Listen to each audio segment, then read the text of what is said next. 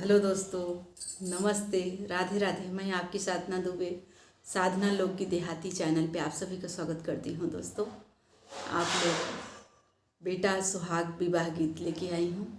बहुत ही सुंदर है, ननद और भाभी का नोक झोंक है। आप लोग सुनिए, बहुत ही चटाकेदार है, बहुत ही मज़ेदार है। आप लोग खूब सुनिए, खूब आनंद लीजिए और खूब ढेर सारा आशीर्वाद अपनी बहन को दीजिए और हमारे वीडियो को ज़्यादा से ज़्यादा शेयर कीजिए। तो दोस्तों, इस समय हमारा वीडियो बिल्कुल भी व्यूज़ नहीं जा रहा है। दोस्तों, आप लोग ऐसा मत कीजिए, प्लीज़ अपना प्यार दुलार जरूर दीजिए। आइए। उरुर डोलाई बेनिया, पुरुर डोलाई बेनिया, सोहागे कबेनिया, सोहागे कबेनिया। उरुर डोलाई बेनिया, पुरुर डोलाई बेनिया, सोहागे कबेनिया, सोहागे कबेनिया। अरे अगिया के ओढ़रे से अइली नदिया, उठाई ले गई बेनिया, चोराई ले गई बेनिया, चोराई ले गई बेनिया।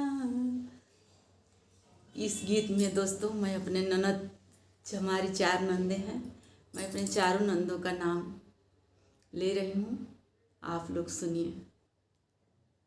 अरे अगिया के ओढ़रे से आई पान, पद्मा कुमारी दे उठाई ले गई बेनिया, चोराई ले गई बेनिया, चोराई ले गई बेनिया।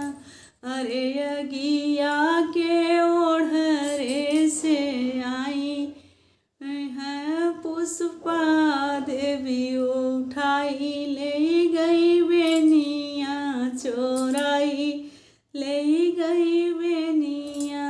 अरे अगिया के ओढ़रे से अइली कुसुमा देई, उठाई ले गई बेनिया, चोराई ले गई बेनिया।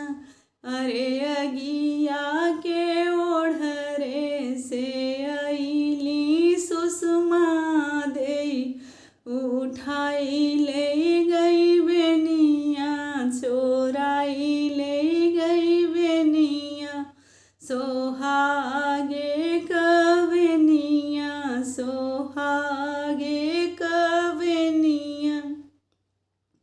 अरे तोहरी बहिनी प्रभु अजब खराब जी, अरे अगिया के ओढ़रे से अइली नदिया, उठाई ले गई बेनिया, चोराई ले गई बेनिया।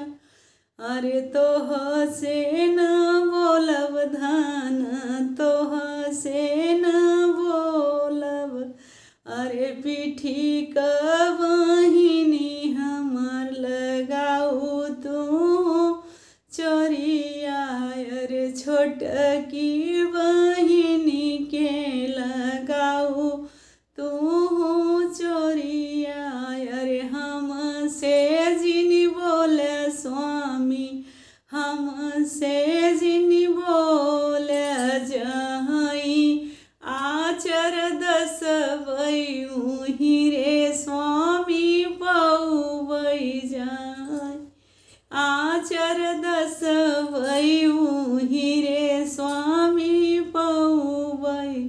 अरे तोह से हम बोलब धन, तोह से हम बोलब होए दस बेर दान, माई के निसरबई, अरे लागई द बाजार धन बहिनी के बेचबई, अरे होए